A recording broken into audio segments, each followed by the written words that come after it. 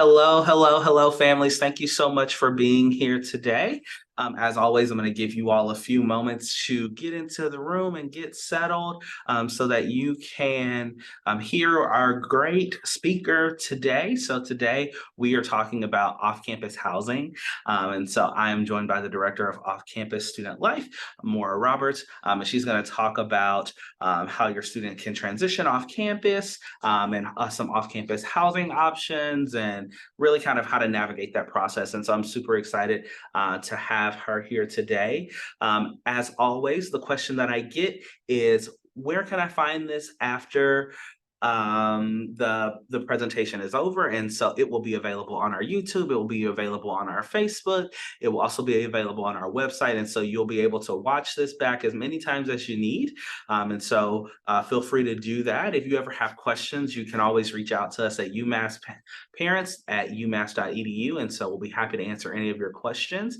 And then we'll have some more webinars coming up later next week, and so I'll talk to you more about those at the end of our time today. But without wasting any more time, I'm going to turn it over to our guest today, Maura Roberts. Thank you, Jonathan. So as Jonathan mentioned, my name is Maura Roberts. I'm the Director for Off-Campus Student Life here at UMass. Been in the office for about, I think, 8 years now. And I actually grew up in Amherst. So you can consider me your Amherst expert. So I'm just going to pull up my presentation. All right, and get started. So this is sort of what I see as our agenda for the next, I'll probably be talking for about 30 minutes and then we'll move into Q&A. But I'm going to go over what our office has to offer you and your students. Going to go over the housing website, some things to know before signing a lease, because I know for some people it's maybe been a little while. And this is all the information that I share with students. So it's just a good idea for us all to get on the same page. I'm going to go into some of the lingo and some tips and tricks. And then we do have some events coming up in November that you could attend or have your students attend. So to get started, so off-campus student life, we are here to support your student in their journey looking for off-campus housing, as well as once they've already moved off campus and sort of navigating that new life step. One of the things that we have to offer is we have an off-campus student center. So this is really a lounge space that is available to all students, but is primarily geared towards our off-campus student population. So that's located in Bartlett Hall. You can see a little picture on the top of the outside of the building. And then on the bottom, that's the inside of our lounge space. So as you can see, we have some comfortable chairs, we have workspaces, we have fridge, a microwave. So if folks want to bring their food here, they're staying for the day, they can store that here and then come eat. We also do free coffee, tea, hot chocolate. We do free oatmeal. We have locker rentals. So if students are here for the day and don't want to carry around all of their belongings, we do have locker rentals available. We have a charging station for most devices. And then we have a quick use computer. And then we do a number of events out of this space. So we'll do roommate mixers where students can meet potential roommates in person. Right now we're hosting a de-stress event. We've got donuts, cider, people are coloring, doing some activities. So this is a really great resource for your student to know about. And this is available to them whether they live off campus or not. We always want to point that out. This is also where our staff offices are located. We're in the first floor of Bartlett. So your student can come and visit us in person. Here are some of our main programs and services that we offer. So I'm going to sort of briefly go over these because many of them don't pertain to you or your student until they're living off campus, but they're good for you to know about. So we have the Good Neighbor Registration Program, which is a collaboration between our office and the Amherst Police Department and the Hadley Police Department. And this is a noise mitigation program. So this is, students can register for this program for Fridays and Saturdays. And what it does is typically if a noise complaint were to come in, if your house is being a little bit too noisy, the police would respond by knocking on the door and having a conversation. But with this program, the student gets a phone call letting them know they got that noise complaint so that they can kind of handle it how they see fit. They can be independent, decide they want to turn off the music, move the party inside, or tell everybody to go home. It's really up to them. So that has been a great success, and it really takes some of the resources that are much needed in the town sort of off of their shoulders. We also have the Good Neighbor Grants Program. So this is a program that any student who lives off campus can apply for this grant funding. Typically, they would collaborate with a permanent resident in their neighborhood, and they can apply for up to $500 for some kind of community building event. So pictured here, you can see a neighborhood block party that was organized through this grant. We've also had community garden projects. One student wanted to build one of those cute little free libraries for their street. So that's another great opportunity and an opportunity to sort of build community among students and residents here. Our Teen Positive Presence team, those are our undergraduate student employees that are housed in the off-campus student life office. So they're often around campus, wearing their bright blue and handing out important information. They might be golf carting, they might be tabling, they work at our events like our housing fairs. So they're another resource to students. They have the background in off-campus housing, but then they're also there just to sort of lift spirits, and they'll do things like hand out compliment cards. They're the ones hosting our event right now in the off-campus student center. We do a fall and a spring housing fair. So I know some of you were probably at the fall housing fair. We did that during family weekend. And that's where all of the property management companies and apartment complexes come, so that students and parents can sort of see everything all at once, see all of the options. We'll do another one of those in the spring. I think it's late March. So that's another opportunity to see many different housing options all in one place. We do neighborhood resource fairs. This is something where we go out into some of the major student neighborhoods, and we bring resources to them. So it's kind of like a mini housing fair, but it's for different departments on campus or town resources. So we'll have the Amherst Police Department, the UMass Police Department. We'll have the Amherst Survival Center there. We have, we'll have, if there's a neighborhood council, if they'll come. So it's just another opportunity to bring resources to students where they're from. Another way we do that is we do neighborhood outreach, and we have a shift once a week that we do that. That involves our student employees, the Teen Positive Presence team, as well as our staff here. We'll go out into one of the student neighborhoods and either pass out information that might be helpful to them. This week, we're going to be handing out information about Halloween and how to have a safe trick-or-treating environment for the young ones that might live in the neighborhood. So that's another opportunity for us to go in and find students and talk to them. We do off-campus emails. So once your student lives off campus, they'll be on our email list. And we send an email probably every 3 weeks. And that just includes important information, either from the university or about things going on in town. Another way to sort of keep in touch. And then for folks who are food insecure, we do SNAP drop-in sign-up hours in the off-campus student center. So that's just another opportunity, another resource where students can apply and get more money towards their groceries. So one of the major things that our office does is we help with housing support. So our staff is available to meet in person, over the phone, or in Zoom. We're typically open Monday through Friday, 9 to 5. Here's our contact information, and I will have that on our last slide as well, so that you have that sort of as we're finishing up. So this is our off-campus housing site. There's only one official UMass off-campus housing site, and this is it. You may hear talk of a Facebook group, or your student might mention Craigslist or other ways to find housing. We really recommend using the housing site. There's going to be a lot less chance of scams, and this is something that we're looking at every day. Through this site, you can look for housing, roommate profiles, and there are housing resources. So this is what the housing website looks like. This is the sort of homepage of it. You can see up at the top, there's a housing section, a roommate section, and a resource section.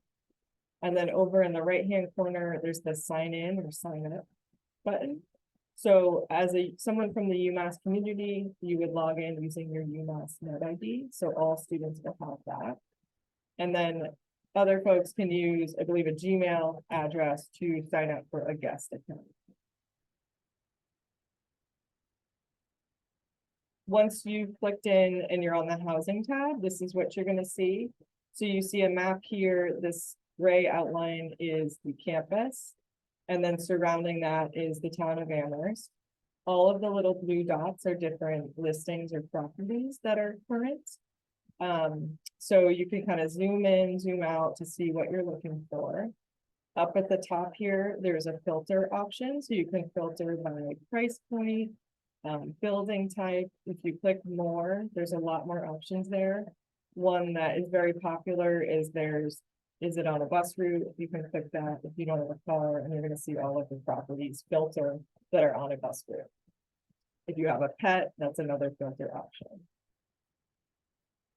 So once you click into one of these property listings, this is what you're going to see. So there's going to be bigger images, more information here. There might be different floor plans, what the rent is. And then over here on the right is the way that you can contact the property. So you can contact directly through the website here, or there is a phone number provided, so you can call them directly. We would say if a number is provided, it's a good idea to make the phone call because most people are going to be sending a message. So on a more competitive property, you might have a better chance of being a priority if you make that phone call. Up here is a heart. You can click on that in the upper right corner and that will favorite the listing so that next time you log in, you can see that property again. So if you were to scroll down on this posting, this is other information that might be provided. So they can list, it has the address, they list who it's convenient for, what the lease terms are, and some more details about it. So they can write up a little description. They can include utilities, the different information that they might think is useful to you. And then something like this is the Boulders Apartments. This is an apartment complex. So they actually have their own website as well. So you can also click in and view that. This is moving on to the roommates tab. We've taken out and made it so you can't actually see student information here, but this is sort of the basic look of what the roommates tab looks like. So you're going to see a listing of all the people who have made a roommate profile. You can see their picture, their name, and a little bit of information about them. You see here, there's little stars. So that's the way you favorite a roommate profile, is your student can click on these to sort of save them. So next time when they log in, they can find that person. And then in the upper right-hand corner, this is where they would edit and create their own profile. They have to be logged in with their UMass Net ID in order to do that, in order to see any of the roommates or to create their own. And then in the bottom right, you can see the different filter results. So folks can opt in to either list that they have a place and they're looking for other students to live in it with them, or that they need a place and they need people to live in it with them. So this is another way that your student can find housing. Right now, it looks like there's 16 students who have a place and are looking for folks to live with them. So these are 16 properties that aren't going to be listed in the housing tab of the website. So if you were to click in to look at a person's profile, this is what they're going to see. So there's going to be an opportunity for more information from the student. They can put in their housing needs, what their rent range is, if they have any specific priorities or needs. They can write down what they want as their perfect roommate. And then you can send a message directly to that student through this website. So that's another way that you can communicate with folks without them having their personal information if you don't want them to. You can start making that connection through the website. So now moving on, the Living Off-Campus certification. This is a little web module that your student or you can log in and take. And it goes over a lot of the information that I'm going to cover here. But it's a really great starting point if either you haven't rented in a while or your student is renting for the first time. It's gonna go over rental applications, housing costs, and what their rights and responsibilities are as a tenant. And that can be found on our off-campus student life page as well as the housing page. So thinking about finding the right rental for your student, these are the things that we really advise them to start thinking about. You know, the main thing is what can they afford? Thinking about budget. What are the priorities? Do they want to live in an apartment complex? Do they want to live with 3 friends in a single family home with a yard? Do they need to be on a bus route, or do they have a car so they can be a little bit more flexible on vacation? These are just sort of conversation starters that we recommend. And when we think about timeline, I think a lot of people want to know when is the best time to live. We really advise that use fall semester to answer these questions, figure out what you can afford, who you're going to live with, and what your priorities are, so that if you find that perfect apartment, you are ready to sign that lease. Student Legal Services Office, I'll talk a little bit more about them later, but they are a great resource for students. So all students have access to free lawyers, and we have an amazing attorney here who specializes in housing, and they're happy to take a look at leases if someone wants that looked at before they sign it. So what can a landlord charge up front? So landlords can charge first month's rent, last month's rent, it's got to be the same amount each month. Security deposit, and this can be up to another month's rent. A cost for a new lock and key. So those are the 4 things that typically a landlord can charge and often will charge for. A landlord who uses a licensed real estate broker, they may need to also pay a broker's fee. This isn't typical, but if you see that, you really need to request to see sort of their license number, make sure they're a real estate broker, as that's another substantial fee that can be added.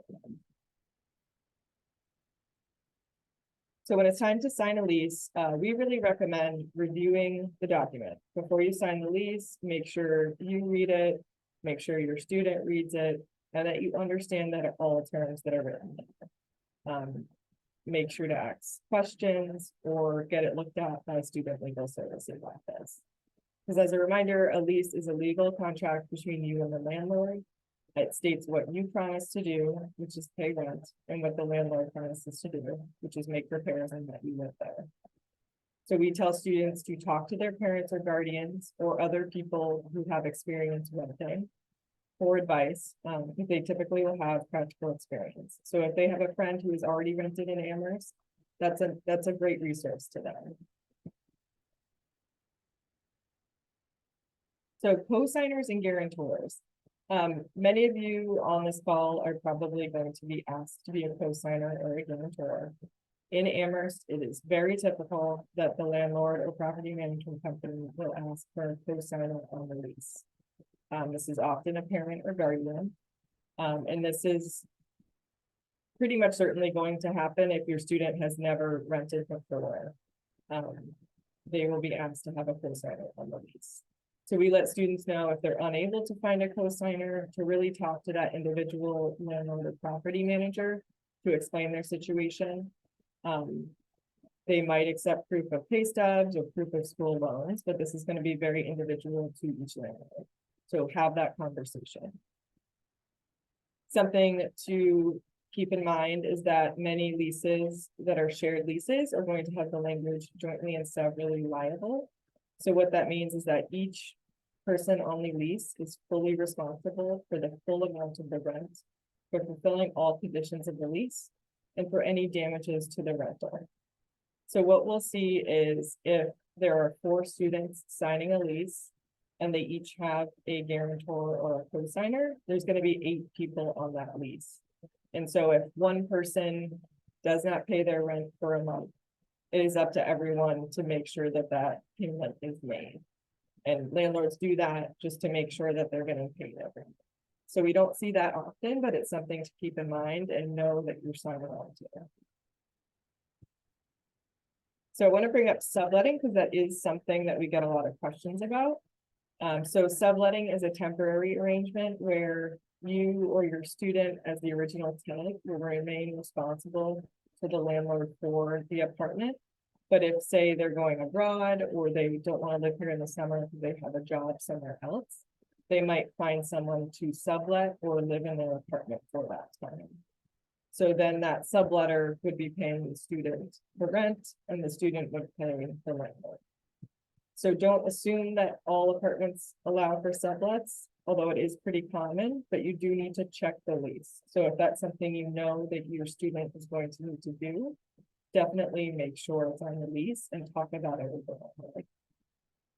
All sublease agreements should be in writing, and that's to protect you and your student. And your student can post and find sublets on our housing website. So they can search explicitly for those and they can post them if they have one themselves. So we see this a lot with students going abroad because typically an Amherst lease is going to be 12 months. And so if they're going abroad, they're going to need to find somebody to live in their space and basically pay their rent for that semester. So a statement of condition form, that's something we just want to make sure you're aware of. It's a form that the student, and if they have roommates, will sign and look at. The landlord has to fill it out and sign with you, and it really documents the condition of their rental at the time that the student is moving in. And this is used when moving out to determine any damages outside of normal wear and tear. So we highly recommend that you take pictures when you first move in, ideally without all of your stuff in it, and to take extremely detailed notes. Because those will all be written on that statement of condition and the landlord has to read that and sign that. So you want to be on the same page about the condition of the apartment when you receive it. We do have an example of a statement of condition form on our website. So you can take a look at that. So housemate agreement, this is another thing that we have a template available on our website for. This is something that's not required, but we would highly recommend it to anybody who's living with somebody else, regardless of whether it's their best friend, their partner, or somebody they met at one of our mixers or on our site. It really offers basically a good conversation starter around topics that you need to talk about. Things like habit and compatibility, financial reliability, communication style and expectations. So, are you guys sharing groceries? Is the stuff in the fridge available to everyone? Are you a morning person, a night person? Things like that. It's just a great way to get this all on paper, get a full understanding so you don't run into issues. Rental insurance, we would highly recommend getting rental insurance. This is to protect your student's personal property. So every landlord will typically have insurance, but that covers the building itself. It will not cover your students' belongings. So you can expect to pay about 15 to 30 a month for that rental insurance. But we always tell students to check with you all to see if they're a dependent on their parents' insurance policies, because often that will include them and then they won't need to pay for this extra thing. So financial aid, we always get questions about this and whether students can use financial aid to pay for their off-campus apartments. So when it comes to anyone's individual financial aid situation, we would recommend you talk directly to financial aid, and they have staff there that can answer those questions for you. I will say that many students do use their financial aid to pay for rent. This is something that, as you may be familiar, it goes into the student's bursar account, the bills come out from UMass, and then the rest of it gets deposited in whatever account you have decided on. So we just make sure to tell students that you need, if that's what you're using for rent, you need to budget it out and make sure you have it for 12-month period. So I did want to mention some red flags for scams. So these don't necessarily mean they're definitely a scam, but if you see anything like this, we, would recommend you sort of look into it. So if you are being pressured to sign quickly or told it's the last unit left, you have to act on it now. If the landlord or property manager refuses to meet you in person, and if they're only communicating through email and messaging, they don't want to talk on the phone. If they don't allow you to see the property before signing. If they don't let you see the lease until it's time to sign. Or if they try to charge you an amount that was not discussed on the previous slides. So again, these don't necessarily mean they're a scam, but there's something that you want to look into. And we would recommend that you never sign a lease for an apartment before seeing that apartment. And if you're unable to see it in person, you could have it, do like a phone tour of it. But we would recommend that your students see the apartment before signing the lease. And if you are going to be on there as a guarantor or co-signer or helping to pay for that apartment, we would recommend that you see it as well, whether that's in person or over the phone. So I just want to point out that inspection services is a department in the town of Amherst that is extremely helpful. So if your student is living in Amherst or thinking about living in Amherst, this is an office that has been very helpful over the years. They will be happy to come do an inspection of the rental if it doesn't seem like it's up to livable standards, or if the landlord is not fixing something after a reasonable amount of time. We do have a housing code checklist on our website with example violations and the landlord's required time to fix them. So we always want to point out that if your student's living in Amherst, this is a great office to know about. Additionally, in Amherst, all units must have a rental permit. And so landlords are self-inspecting the units to certify that they're compliant with these codes. But again, if you, upon seeing the apartment or your student has complaints, definitely reach out to inspection services and they will be happy to talk it through with you. Other towns have similar offices. We just have worked most closely with inspection services at Amherst. Here are some additional sort of town bylaws. In Amherst, there's a no more than 4 rule. So no more than 4 unrelated people can rent a house or apartment together, regardless of the number of bedrooms. So if your student tells you they're going to live with 6 of their friends in a house in Amherst, definitely have a conversation with them about this. If the landlord is letting them do that, that's kind of a red flag. And we just want to make sure that students are in a safe place. Each landlord in Amherst has to provide the student with a tenant information sheet. This is a sheet that has basically information that's extremely helpful for folks living in Amherst. We have that listed on our website as well, and it's just a great resource.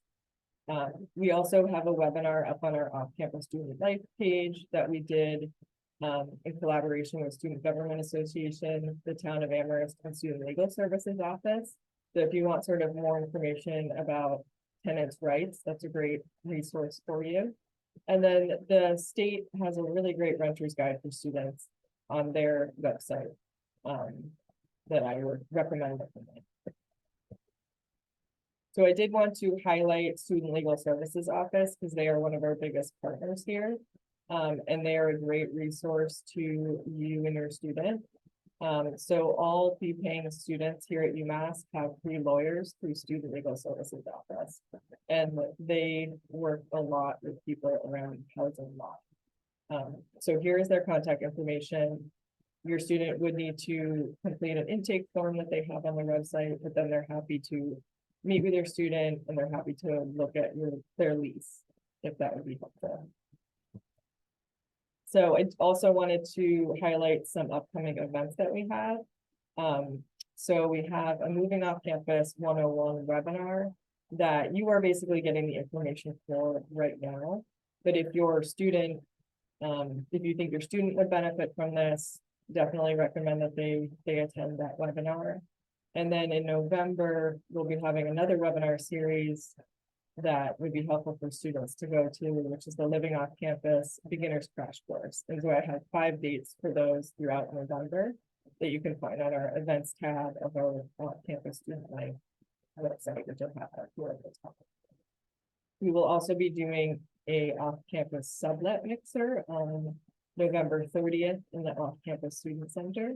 So your student can register for that through our events page, but that's just a great opportunity to meet people in person. And we're focusing on sublets for that one, just because we know we have students who this spring are going abroad and need to find somebody to live in their apartment. So that's a great opportunity as well.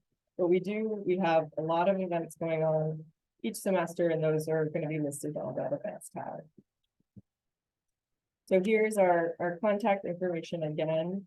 We are happy to meet with you, your student, or you and your student together, whether that's in person, over the phone, or on Zoom.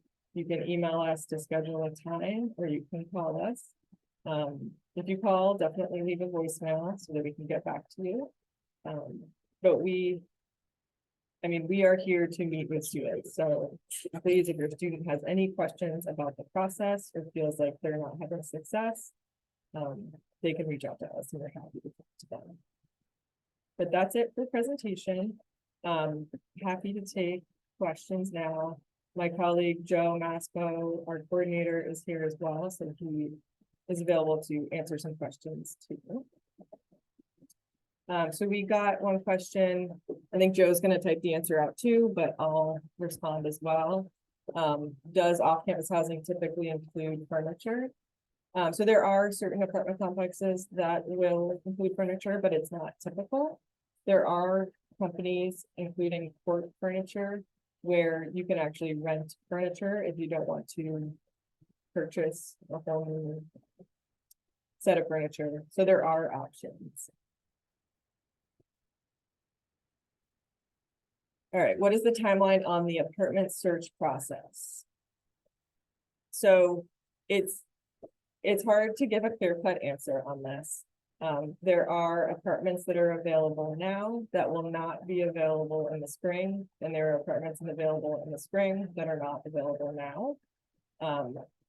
So what we really recommend is that as early as possible. So now is a good time to think about that budget, who they want to live with, and what they sort of can't live without, so that when they find that apartment, they can jump on it and be ready. You want to be ready to sign when you've got the answer to those questions. So if they see something now that looks good, they can sign for it.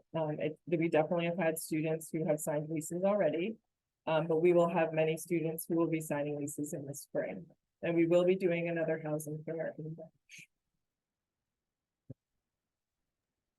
So Maura, I can kind of read some of the questions to you so that you can just keep talking. So what is the average range to expect for rent? So that's another kind of hard one to give a clear answer to, but I'll give my best. There's a huge range in price. And it really depends on what the apartment is. So the cheapest option is always going to be a bedroom in a shared apartment. And we'll sometimes see those 600, 700, 800. Sometimes on the really low end, you might see something for 500. And then the more expensive options are going to be studios and one bedrooms. And you could find those anywhere from 1,200 to 2,600. So we sort of say realistically around 1,000 a student is a good mental starting point. But if your price point is lower or you have more flexibility, there is a range. All right. So the next question says, what is the timeline on the apartment search process? Like when should they search and when should they sign? So again, it's just sort of dependent on when you and your student feel ready to sign. If you already know what you're looking for and you feel comfortable signing on that you can afford that next year, there's nothing stopping you from signing a lease now. And we have had students and families sign leases already. But again, other people are going to be signing leases in March and April. And there will be apartments in March and April that are not available now. So it's really, as soon as you know what you're looking for, you can feel comfortable signing. But we would also say, don't stress, don't freak out if you haven't found something by December, January. Great. Well, the next question says, if a student is living off campus, can they still be on a meal plan? Yes, so there is the YCMP plan. I do know that many of our students who live off campus will get a meal plan. And they can be a little bit more flexible with how many meals they want to purchase. I would definitely talk directly to dining services about the specifics there. But there are definitely options for students to get a meal plan on campus. Great. The next question says, is off-campus housing comparable cost-wise to living on campus? So again, it kind of depends. I know that there's a little bit of a range in how much risk on-campus housing costs.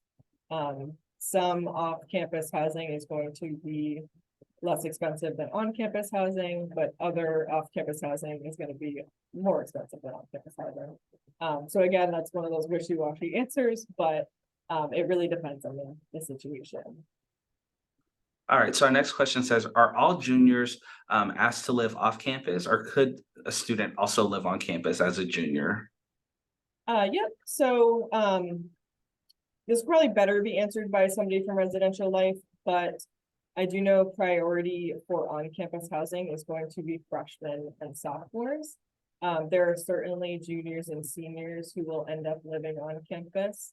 But what we recommend is for juniors and seniors to at least start exploring off-campus housing options.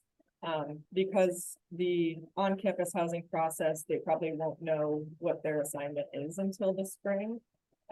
If for some reason they don't get what they want or they don't get housing, we would love for them to be prepared a little bit with the off-campus housing. And so you kind of answered this next question with that, but just are sophomores guaranteed on-campus housing? I would not say guaranteed, but I would say that if they follow the direction by residential life on requesting assignments when that is offered to them, and then showing up for that appointment, they are in a good position to get on-campus housing. Mhm.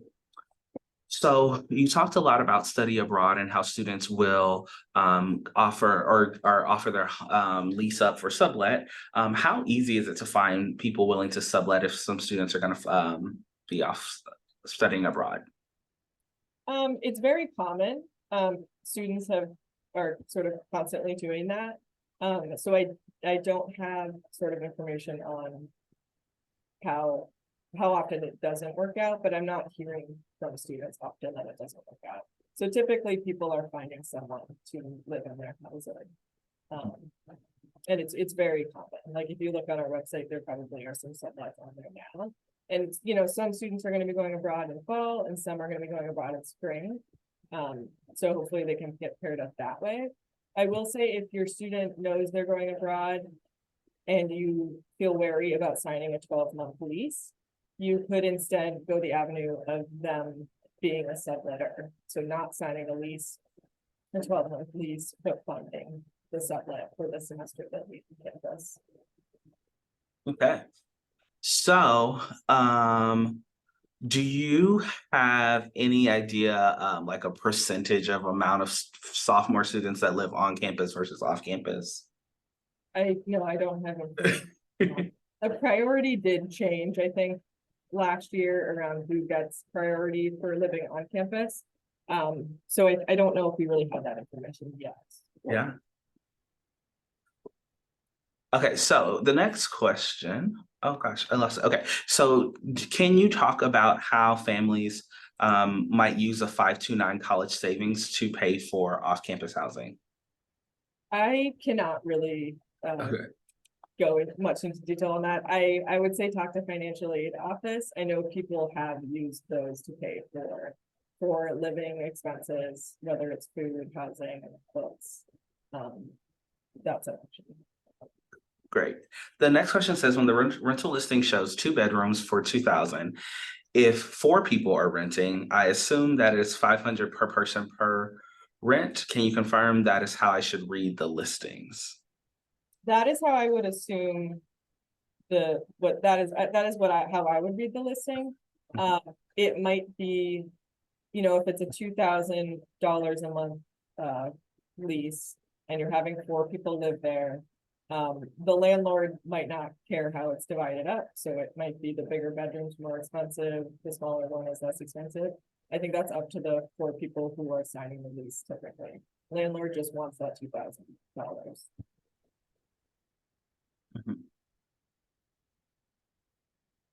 So, all right, so the next question is if our preference is to live on campus, but we are hearing we may need to find off campus because the school doesn't have enough on-campus housing. When we find out if we don't get housing, I don't that date hasn't been released yet as far as I know, but more, if you know more than I know, then feel free to say that.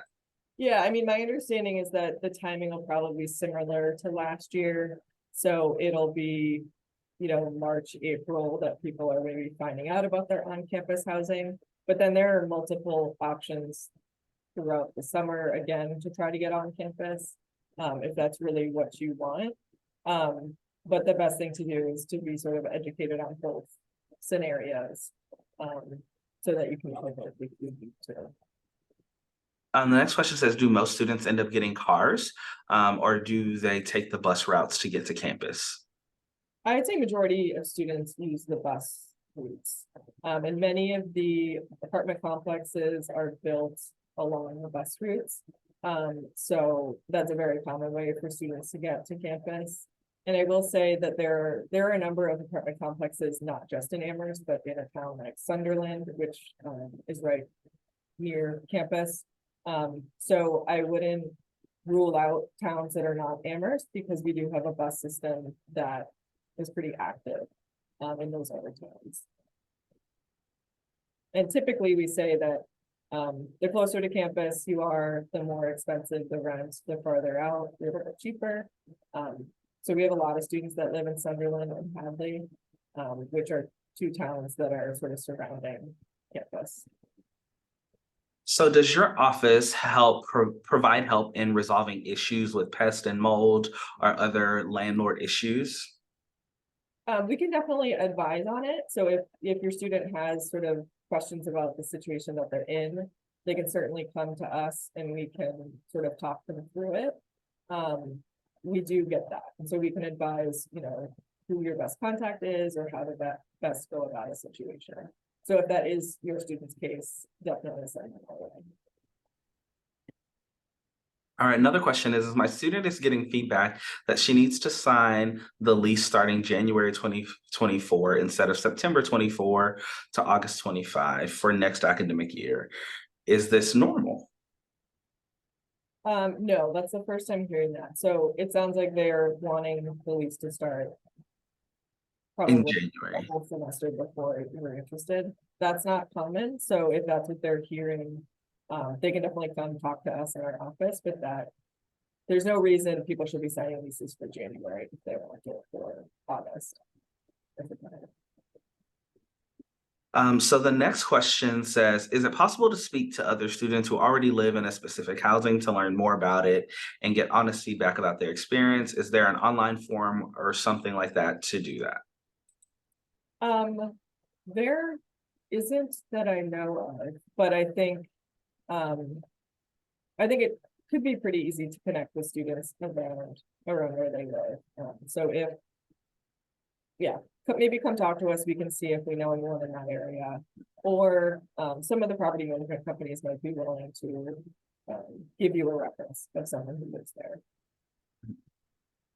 So can you talk about parking for commuter students or off-campus students? Sure. So definitely the parking office is the best office to answer like really specific questions about parking. But I will say, from my understanding, parking for next year really isn't an option until spring, summer. And there is parking for off-campus students. And there is a lot of interest in that. So it is available, but I don't know. Can't guarantee it, I guess. But that would include parking services. Got it. So the next question says, do non-US students need a social security number to sign a lease? No.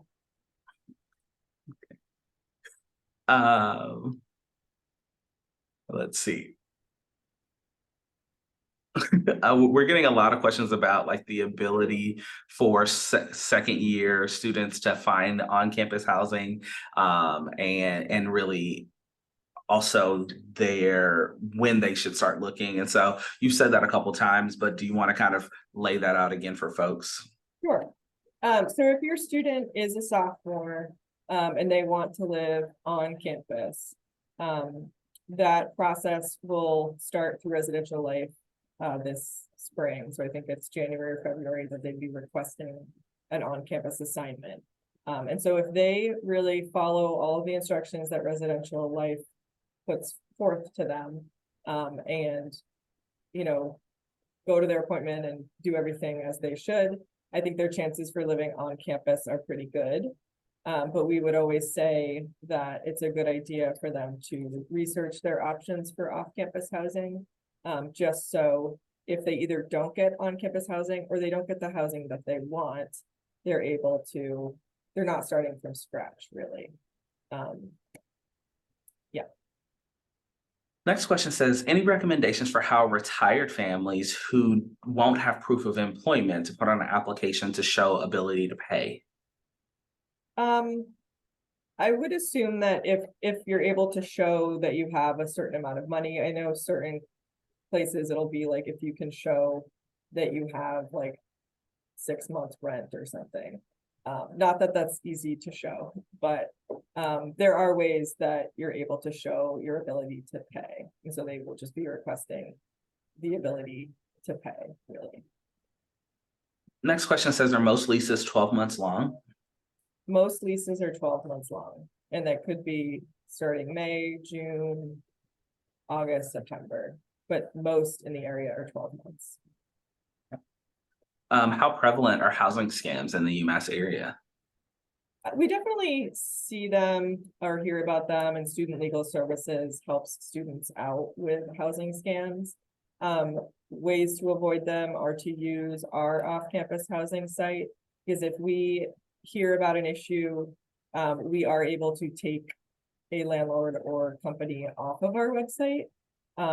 People also, they have to pay to list on our site. So often a scammer isn't going to want to pay to list on our site. So we would say really use our website, and then think about those things that I talked about, like you want to see the apartment in person, or if you can't, send a friend or have somebody else go to that apartment to make sure it's a good apartment.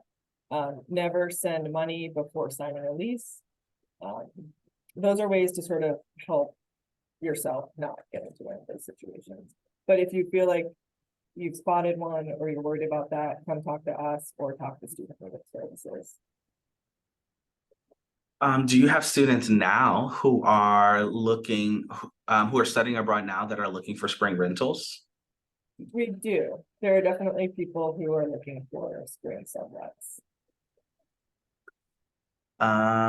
Are there specific parking lots for off-campus students? I'm not sure. I think all the student parking lots are just student parking lots, but I would talk to the parking lot. Next question says, are there short-term contracts for off-campus housing less than a year that are not summer sublets? So there are certainly some rentals that are going to be month to month, or maybe you can find a shorter lease period, but it isn't the norm. So you might be able to find one, and there have been some on our website before, but the norm is really those 12-month leases. Right.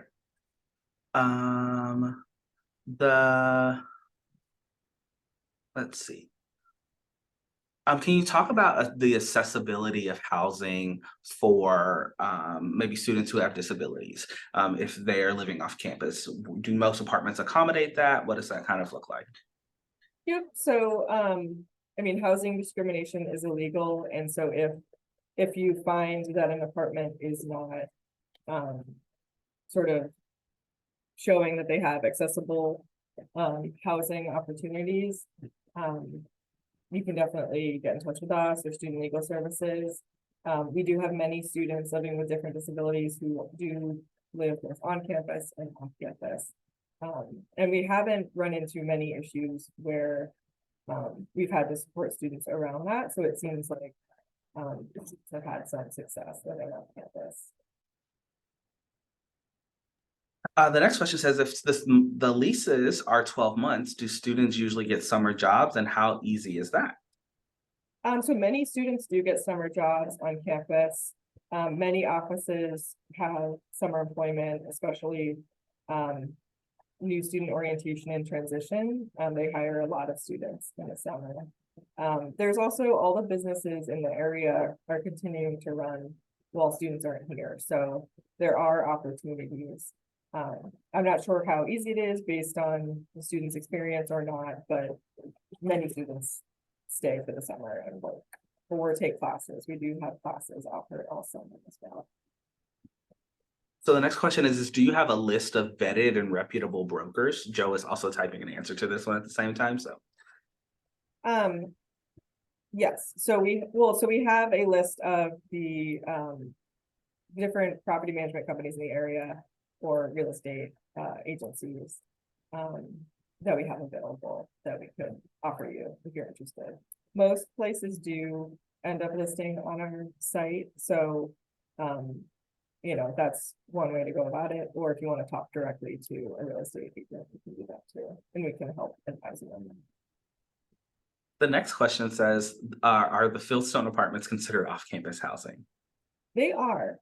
So it's sort of a unique situation. It's a private apartment complex that is built on campus, but it is privately owned, so that like all off-campus housing is privately owned. So it is considered off-campus housing, and they do list on our website. So they have their own website, but they do list on ours if you want to look at their details. And then they have, you know, on the main floor of their building, that is open to all students to use, and there's a common law and different things. So, but it is considered off-campus housing. It's the closest you can get.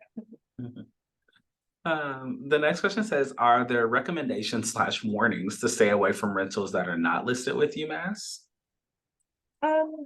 No, I mean, we would just say, you know, it's a good bet to look at the ones listed on our site. Because if there's an ongoing issue with somebody, we're able to remove them. But just because if you were to find something and they're not listed on our site, it doesn't mean that it's not a good option. It just potentially means that they're a smaller landlord that didn't want to pay to list on our site, or they feel like they can fill up without using our listing service. So it's not a red flag to not be on our site. Like I said.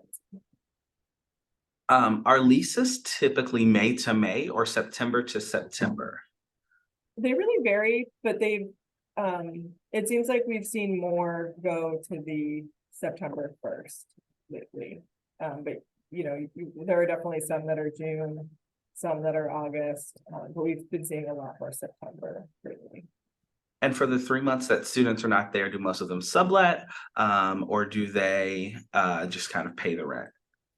It really depends on their situation.